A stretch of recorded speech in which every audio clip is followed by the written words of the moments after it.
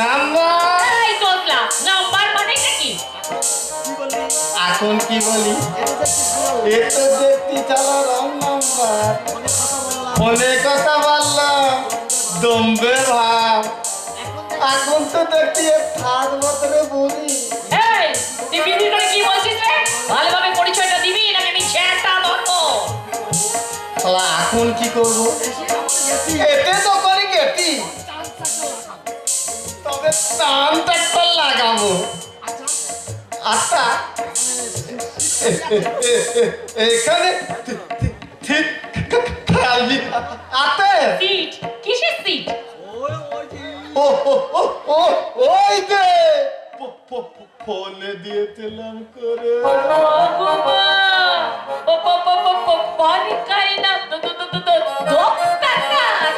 তুমি আমাকে একটু আগে ফোন করেছিলে সে কথা আগে বলবে করেছিলাম মানে তবে তো শুরু করেছিলাম হঠাৎ লাইন গেল কেটে তাই তো তাই কি দুর্ভাগ্য আমার কেড়ায় আমার মুখ ফেটে দেয় এই কাজু কেন তুমি কেন কি আমি কি বুঝতে পেরেছি কি ডাক্তারকে ফোনে কথা বলছি সে এত কম বয়সে দুবুতি তার মানে কত টাকায় কত দাম লাগালাম ল্যাম্প তো হয়ে গেল তাই কাজিয়া এখানে হবে তো হবে হবে 100 বার হবে 1000 বার হবে আরে বাবা তোমার মতো একটা কাজের ছেলে যে এ বাড়িতে আমার ভীষণ দরকার তা যাকে যাক তোমার নামটা কি বলো দেখি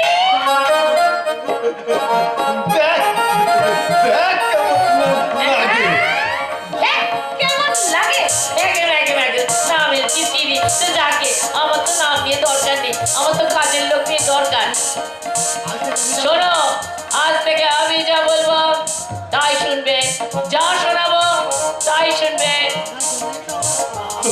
তোমার জন্যই তো আমার আটা পাই যদি একটু ভালোবাসা পাবে পাবে তুমি খুব ভালোবাসা পাবে এসো দেখি আমার মাথা একটু টিপে দাও দেখি দাও দেখি পাটা টেপো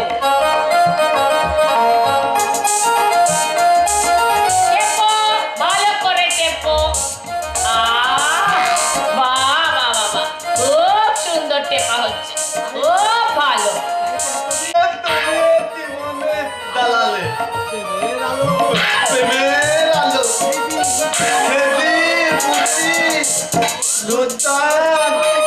সবাই করেছে আমাকে দেখেন তাই সেই দিনটা সাবধান তোমার জন্য গান দেবে তোমার কি বললি রে ওলা ওটা তো বলছি কি এই জাগ মেরে পেট কাটা মেয়ে জবাবদার নাই তাই তো আমি তোমার কাছে পেটে কাটাই তুই বাবা তুই বাবা দেব আমি তাই তো আমি তোমার কাছে ভাগ্য মাতে তাই ভাগ্য মাতে তাই ভাগ্য মাতে তাই এই ওলা ওটা তুই বোধহয় ভুলে গেছিস আমার নাম আশালতা দেবী আমার মতো বয়সে এইটুকু একটা মিন শেষে দেখ কেমন লাগে দেখ কেমন লাগে তাহলে বলছি বিতল বেটা লাগে আমি নেকে গেলে না আমি কি করবি তুই বাবা ভালো হবে না বলছি কি করবি শুনি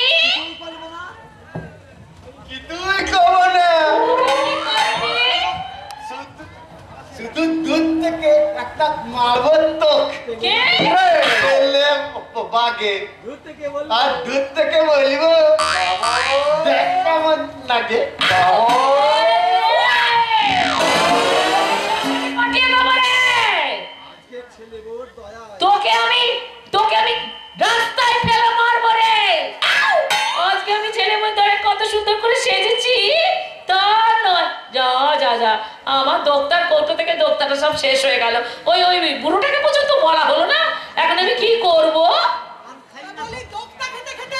আপনি কি সংসারের সমস্ত কাজকর্মগুলো ভুলে গেছেন?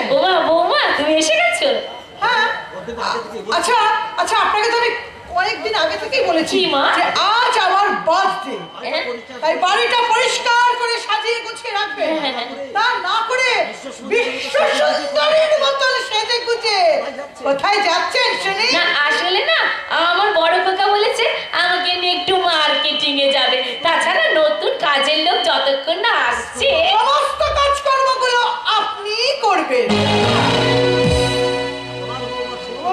তোমার বৌমা তো ঠিক কথাই বলেছে মা। ছোট বউ যখন নেই, ঘরের কাজ তো তোমাকেই করতে হবে। হ্যাঁ, তাছাড়া তুমি খুব ভালো করেই জানো আজ কোহেলের জন্মদিন, অথচ বাড়ি ঘরের যে অবস্থা।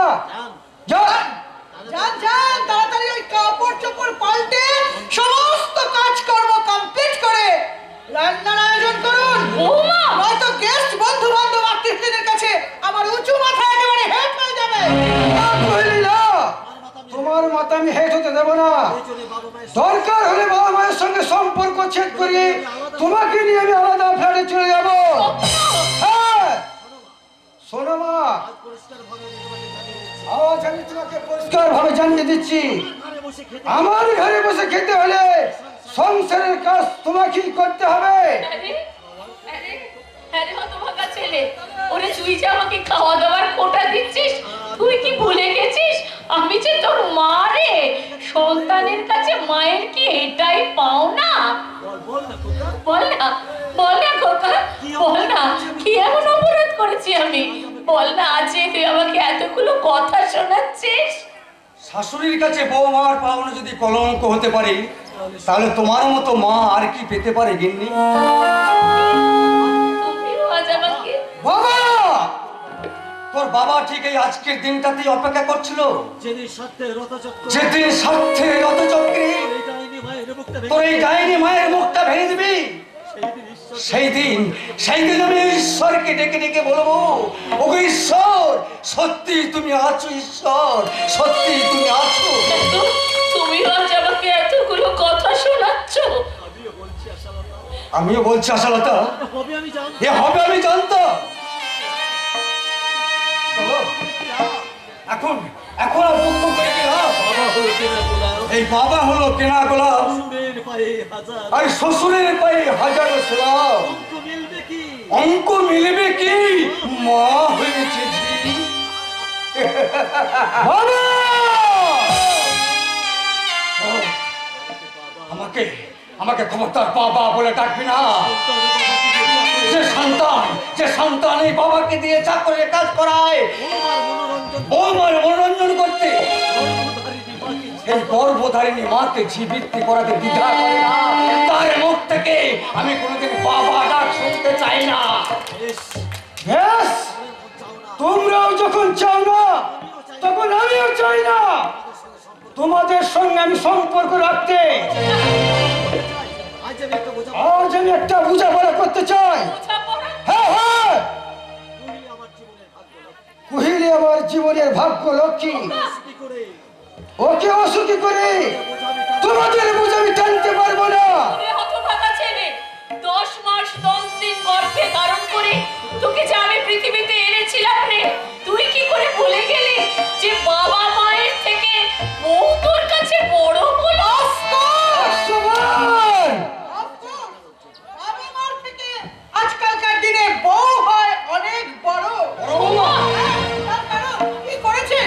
কি করেছেন আপনারা ওর জন্য? পেরেছেন ওকে প্রতিষ্ঠিত করতে? পেরেছেন আপনারা ওকে একটা চাকরি দিতে? আজ ও যা কিছু হয়েছে, যেটুকু পদোন্নতি করেছে, সব আমার ড্যাডের জন্য। ওর কাছে আপনাদের দুজনের থেকে আমার মূল্য অনেক অনেক বেশি। তাই বলছি কথা না বাড়িয়ে ভালোই ভালোই আপনারা দুজনে যে যার মতো কাজ করুন। না বৌমা, তুমি ভুল করছো। দরকার পড়লে আমি আমার বৃদ্ধ স্বামীর হাত ধরে রাস্তায় দাঁড়িয়ে ভিক্ষে করব, কিন্তু তোমার মতো বউয়ের ঝিবৃত্তি আমি করতে পারবো না। তুই যদি অনুশোচনা তাইলে বুঝা পড়াটা ভালোভাবে হয়। বোঝাপড়া স্বপ্নময়, তাহলে আমার সঙ্গেও তোর বোঝাপড়াটাও খুব ভালোভাবেই হোক। যে 50,000 টাকার লোভে তোর আর বেআইয়ের কথা অনুসারে ছোট বৌমাকে চাকরি করতে পাঠিয়েছি, সেই টাকা ফেরত দিয়ে তুমি ছোট বউকে ফিরিয়ে আনবে। খোকা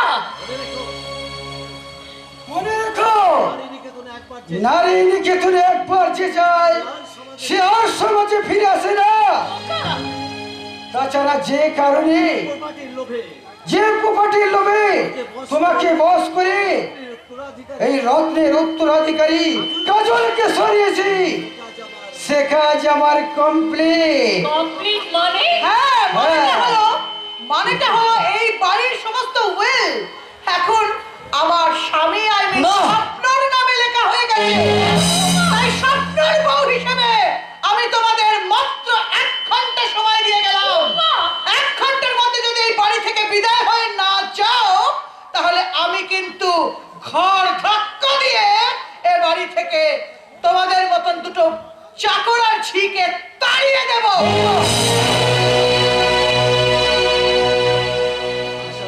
আশালতা, আশালতা, আজ তোমার ভুল ভেঙে গেছে। আজ তোমার ভুল ভেঙে গেছে আশালতা।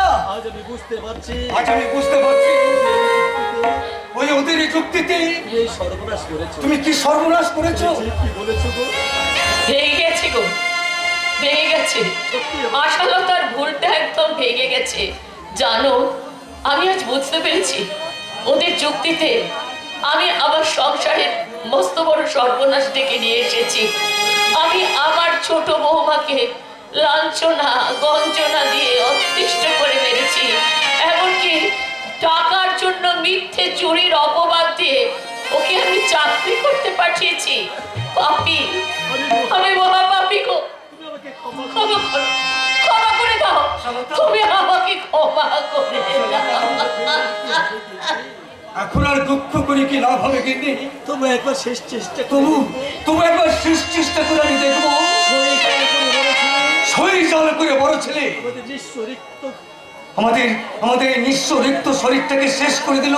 চলো চলো আমরা যেদিকে দু চোখ যাই সেদিকে চলে যাই। চলে যাব, যেভাবে পারবো ওই ঘরের লক্ষ্মী ছোট বৌমাকে আমরা ঘরে ফিরিয়ে নিয়ে আসবো। ওই উগ্রচণ্ডা বড় বৌমাকে বুঝিয়ে দেব যে লক্ষ্মীর ছাপে অলক্ষ্মীর হাতে মানায় না, মানায় লক্ষ্মীর হাতে। আর তাই তো তোমাকে বলছি, যদিও সন্ধ্যা এখনই মন্দ মন্তরে সব সঙ্গীত গেছে ইঙ্গিতে থামিয়া, যদিও সঙ্গী নাহি আসিছে অম্বরে, যদিও ক্লান্তি আসিছে অঙ্গে নামিয়া, মহাশঙ্কা চপিছ মৌন মন্তরে, দিক দিগন্ত অবগুণ্ঠনে ঢাকা, তবু বিহঙ্গ মোর, এখনই অন্ত বন্ধ করো না পাখা, এখনই অন্ত বন্ধ করো না পাখা।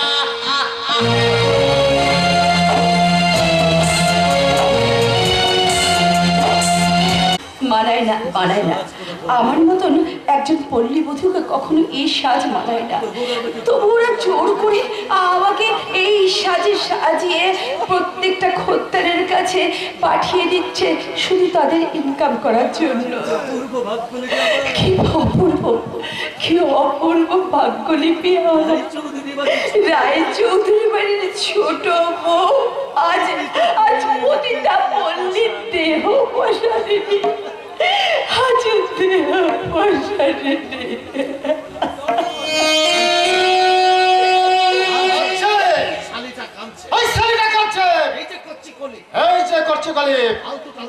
ফালতু দাদুকে দেখি হবে, চোখের জন্য কোনো দাম নেই। এখানে চোখের জলের কোনো দাম নেই। ঠিক বলেছো, এখানে চোখের জলের দাম নেই বলে তো আমার মনের ভিতরে কষ্ট হয়, আর তাই তো বুক ফেটে শুধু আমার কান্না বেরিয়ে আসতে চায়, কান্না।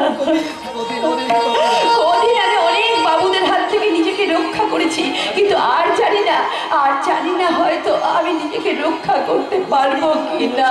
বুঝতে যখন পেরেছো তবে তবে তো কান্না কেন?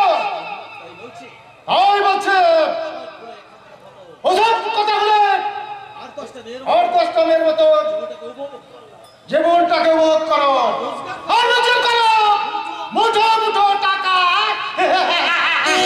হ্যাঁ, টাকা চাই স্যার, টাকা চাই, অনেক টাকা চাই। আর সেই টাকা দিয়ে আমি যে কারণে তুমি এখানে এসেছো সেই ঠিক কারণে আমি এখানে এসেছি। মানে টাকা। টাকা? হ্যাঁ টাকা। পৃথিবীতে তো সব থেকে গুরুত্বপূর্ণ হলো টাকা, তাই না পথিক? 100 বার। টাকা থাকলে সারা দুনিয়ায় সব কিছু করা যায়, যেমন করছো সারা প্রহ্লাদ গোস্বামী। তাই আমার চাই অনেক অনেক টাকা। টাকা তো সবারই দরকার। টাকা দিয়ে তুমি কি করবে? লড়াই করবো, লড়াই, লড়াই। ক্ষমতার লড়াই। চম্পার জন্য আমি সারা আদালতে দাঁড়াবো। ওই সুন্দরটার জন্য যে দায়ী তার বিরুদ্ধে মামলা লড়ে আমি সারা সব হিসেবে আদায় করে নেব।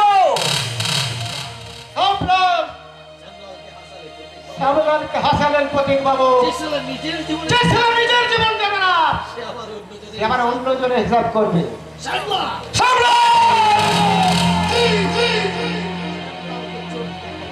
সামলানোর পরে চোখ তাকাবেন না, তাহলে আপনাকে বসতে হবে। লাফালাফি করে আর বেশি লাফালাফি করলে গোস্বামীর পিছনে আর মিস্টার গোস্বামীর পেছনে লাগতে গেলে আপনাকে স্বর্গে ধরিয়ে দেব। স্বর্গের পরে স্টেশনের টিকিট।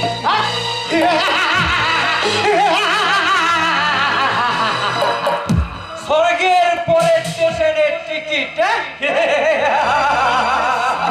আরে সালা, জন্মেছি যখন মরবো তো একদিন, তার জন্য আমি ভাবি না। ও তোমার জন্য কিন্তু একজন ভাবে, রজনী। রজনী? হ্যাঁ, এই নিষিদ্ধ পল্লীতে আমার মতন আর একটা হতভাগিনী মেয়ে। প্রথম দিন যখন আমি এখানে এসেছিলাম ওর সাথে কথা বলে আমি বুঝতে পেরেছিলাম ও তোমাকে অসৎ পথ থেকে একেবারে ভদ্র পথে ফেরাতে চায়। ও যে তোমাকে ভীষণ ভীষণ ভালোবাসে। ও বন্ধ করো, ওই সালা ভালোবাসার শব্দটাকে আমি ঘৃণা করি। তুমি এই পতিকে তো একদিন ভালোবেসে ঘর বাঁধার স্বপ্ন দেখেছিল, ভালোবেসেছিল এক ধনীর মেয়েকে, কিন্তু সে যখন জানতে পারলো আমার কোনো জন্ম পরিচয় নেই, তখন সে আমাকে দূরে ফেলে দিল এই পতিতা পল্লীর অন্ধকারে। আর সেই থেকে জন্ম হলো এই বেজন্মা পতিকে।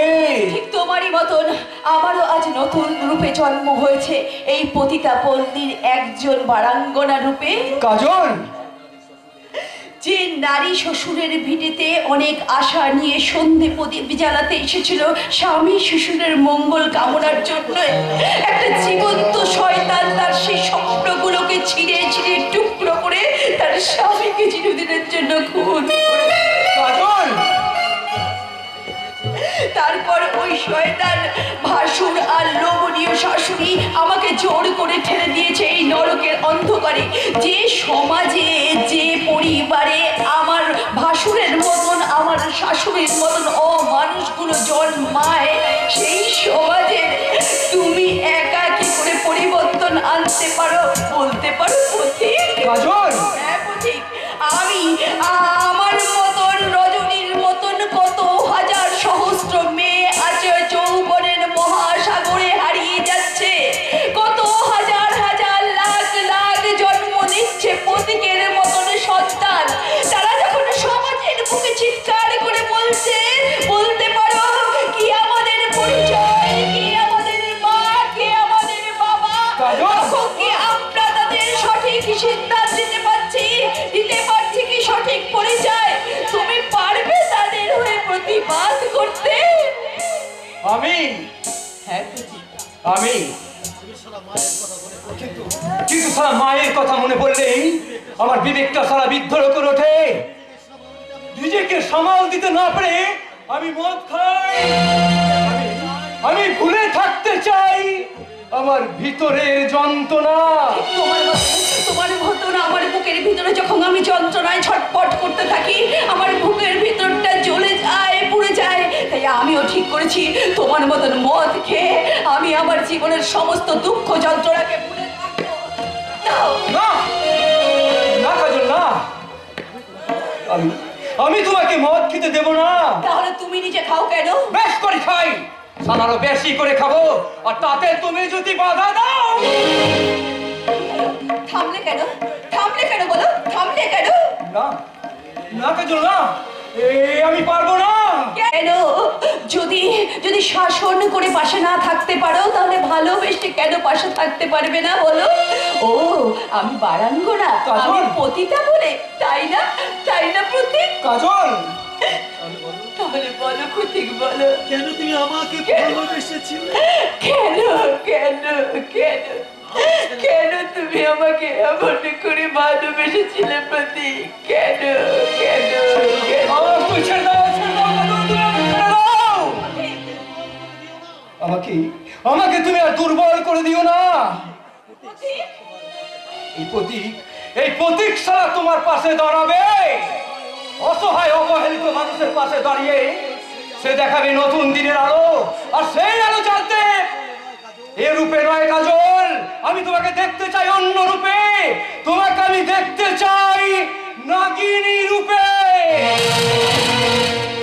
ঠিক বলেছো প্রতীক, ভুল বলেছো। আর চোখে কান্না নয়, আর আমার দু চোখ থেকে জল ঝরে পড়বে না। চোখের জলে আমি এবার আগুন জ্বালাবো, আগুন। এ কি আমার মনের ভিতরটা এমন দুর্বল হয়ে উঠছে কেন? তাহলে কি আমি প্রতীককে আমি আমি কিছু দিয়ে দেবো না, যেমন করে হোক পালাতে হোক হবি। একই রানা বৌদি, তুমি? হ্যাঁ আক্তার ভাই, আমি তোমাকে আমি এইভাবে এখানে দেখবো, এই যে আমি ভাবতে পারি রানা বৌদি। যা ভাবা যায় না তাই তো বাস্তবে অনেক সময় ঘটে যায় আক্তার ভাই, যেমন করে ঘটে গেছে আমার জীবনের সঙ্গে। আমার জীবনে এমন ঘটবে সে তো আমিও ভাবিনি রানা বৌদি। এই নিরীহ একটা পুলিশকে হত্যা করে আমি থানার লকআপ থেকে ফেরার হয়েছি আক্তার ভাই, কিন্তু তুমি এখানে এলে কিভাবে রানা বৌদি? হঠাৎ পুলিশের তাড়া খেয়ে হঠাৎ পুলিশের তাড়া খেয়ে ছুটতে তোমার ঘরে ঢুকে পড়েছি, কিন্তু তুমি এখানে কিভাবে এলে? যেভাবে শয়তান যে চক্রান্তে তুমি বলি হয়ে গেছো, সেমনি ওই শয়তান প্রহ্লাদ গোস্বামী চক্রান্তে বলি হয়ে আজ আমি প্রতিটা পল্লী। শয়তান প্রহ্লাদ গোস্বামী, তোমাকে আমি ছাড়বো না।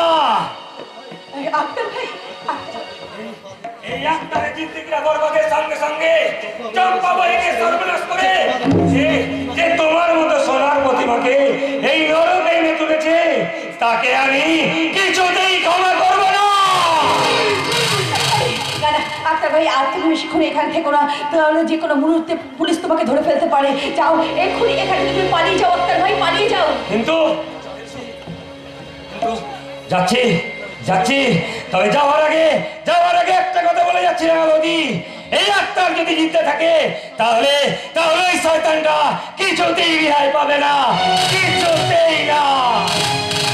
তুমি একা নয় আক্তার ভাই, আমিও চরম প্রতিজ্ঞা করেছি, কিন্তু ওই শয়তানটাকে কিছুতেই আমি মুক্তি দেবো না, যেমন করে হোক প্রতিশোধ দেবো।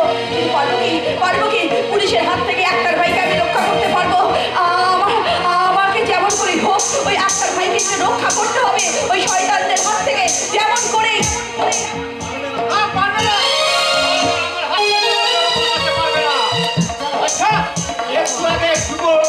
এই গলিতে ঢুকতে দেখো তাকে। হ্যাঁ গো, তাকিয়ে দেখো আমার বুকের দিকে, আমার বুকের মধ্যে সে লুকিয়ে আছে।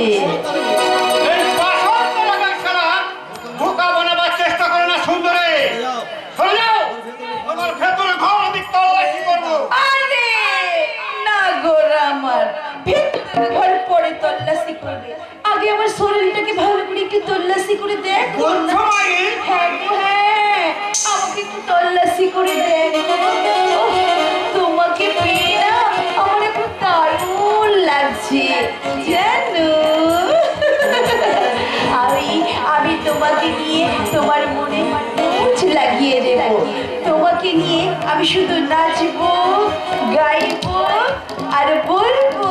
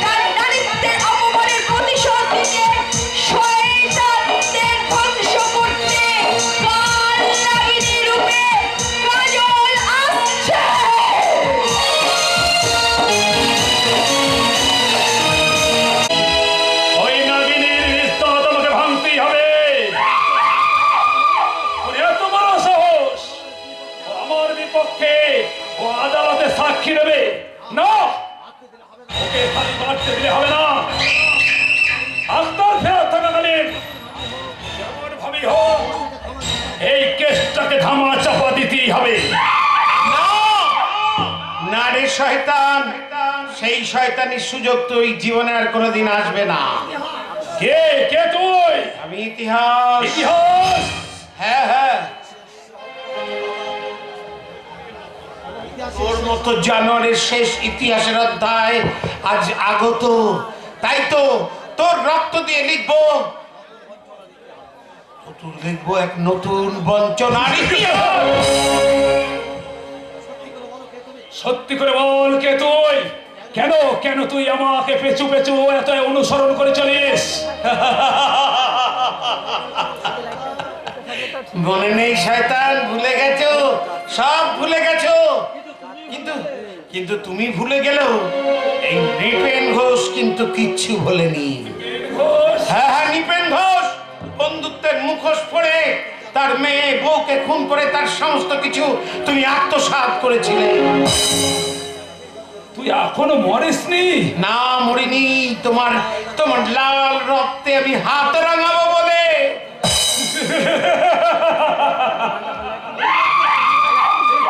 ভক্ত প্রহ্লাদ গোস্বামীর রক্তে হাত রাঙাবি কিনা তুই? হ্যাঁ, সেই প্রতিশোধের জন্যই তো আজ কতদিন আমি ইতিহাসের ছদ্মবেশে তোমাকে অনুসরণ করেছি। আজ আর তোমার রেহাই নেই শয়তান, রেহাই।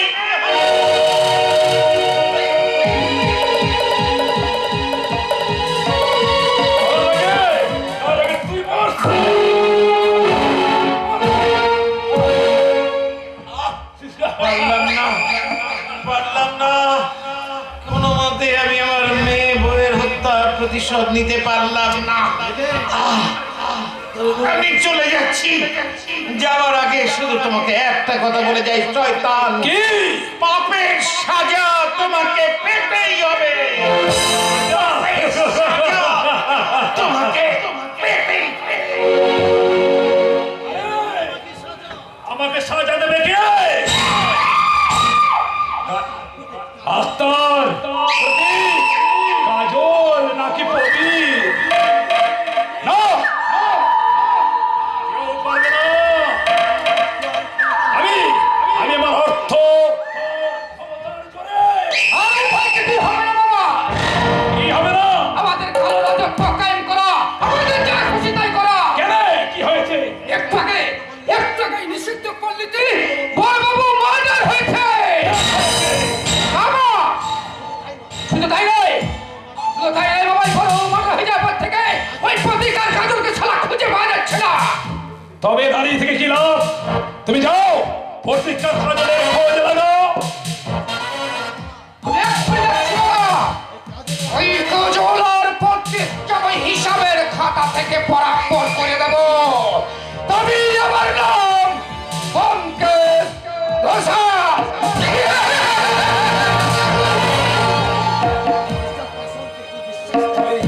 তবে মিস্টার পাশন কিন্তু তবে একদিকে আত্মার প্রাণ আর অন্যদিকে কাজল আর প্রতীক যদি এক হয়ে যায়, না না না না, আপাতত এই চিন্তা মাথা থেকে বাদ দিয়ে এখন আমার একমাত্র চিন্তা ওই বেদিনী চম্পাকে।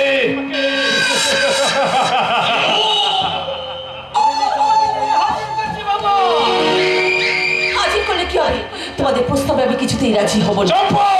হ্যাঁ, এই চম্পা তোমাদের ভণ্ডামির মুখোশ খুলে দিয়ে ওই আদালতে দাঁড়িয়ে চিৎকার করে বলবে, সর্বপ্রথম বিচার করুন এই নম্বরতে যারা এক বেদের মেয়ের নারীত্ব কেড়ে নিয়ে তাকে ভয় দেখিয়ে মুখ বন্ধ করে রেখেছিল, কিন্তু না, আর সে মুখ খুলতে বাধ্য হয়েছে।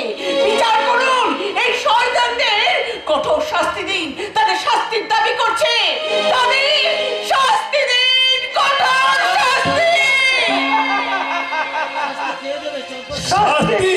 চম্পা সুন্দরী, আইন ভজন সদর করে রে মন, হরি বলে রসনা। আইন আদালতের পাল্লাটা আমাদের দিকে ভারী। তাছাড়া আসামি আক্তার সে যখন নিজে সাক্ষী দিয়েছে, তখন প্রবীরের সঙ্গে হাত মিলিয়ে করে কোনো লাভ হবে না।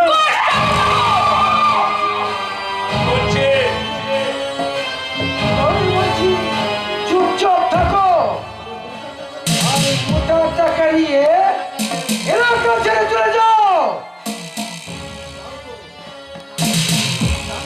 আর তাই না হলে ওই মানিক সরকারের সংসারে এমন আগুন জ্বালাবো,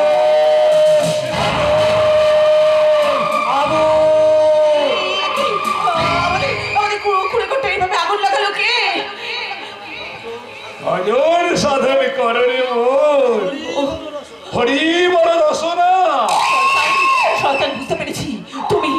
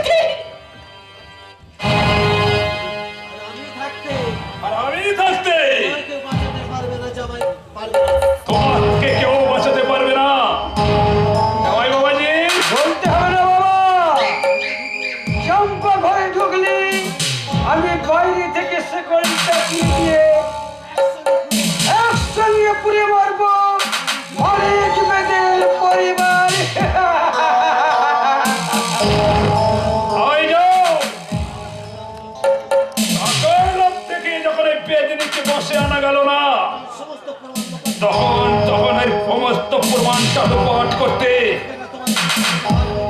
তাই আমার লোকেরা তোমাকে আগুনে পুড়িয়ে মারো। তার আগে আমি তোমাকে শেষ করবো শয়তান প্রহ্লাদ গোস্বামী। আজ আর ডাক্তারের হাত থেকে তোমাকে কেউ বাঁচাতে পারবে না। দুদিন ধরে পথে পথে ঘুরেছি, আজ গায়ের বাড়িতে পা দিতেই দেখতে পেলাম ওই মানিক চাচার ঘরটা দাও দাও করে জ্বলছে। বুঝতে আমার অসুবিধা হলো না। এটাও ওই শয়তান শিরোমণি গোস্বামীর কাজ। তাই তাই তাই আমি তোমার সঙ্গে শেষ বোঝাপড়া করতে এসেছি। আমি তোমাকে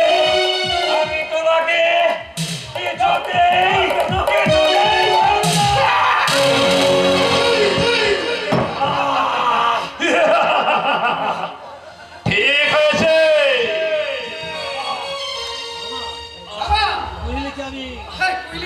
চুপ! এদিকে দর্শকের সামনে বলে মামা ডাকছে, আর ওদিকে আমার মেয়ের সঙ্গে। যাক যাক যাক, শোন শোন, এদিকে আয়, এদিকে আয়। ওইদিকে খবর কি বল? খবর কিন্তু ভালো নয় বাবা। কি হয়েছে? তবে তুমি নিশ্চয় থাকো বাবা।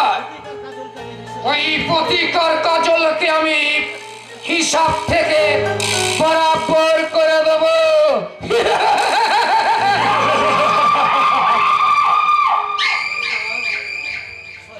শয়তান, আমি তোমাদের কিছুই করতে পারবি না। আক্তার, আর এই বানিয়ে বলে, আরে চম্পা, তোমাদের সবাইকে আমি একটা একটা করে শেষ করে ফেলেছি। এবার আমার ছেলে ওই পথিককে বশ করে আনতে পারলে ভালো। আর আনতে পেরে যখন আমি উচ্চ স্বরে গাইব, সাদর ভজন করে নেব। হরি বল রসনা।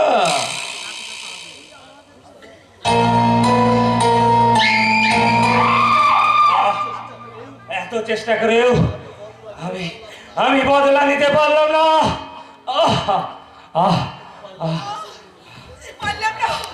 পারলাম না আমার বাপ ভাইটাকে আগুনের হাত থেকে বাঁচাতে পারলাম না। নিজে কোনো রকমে বেঁচে আসলাম। চম্পা বহিন, কে?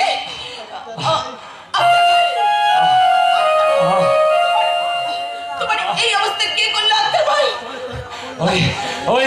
ওই শয়তান প্রহ্লাদ গোস্বামী।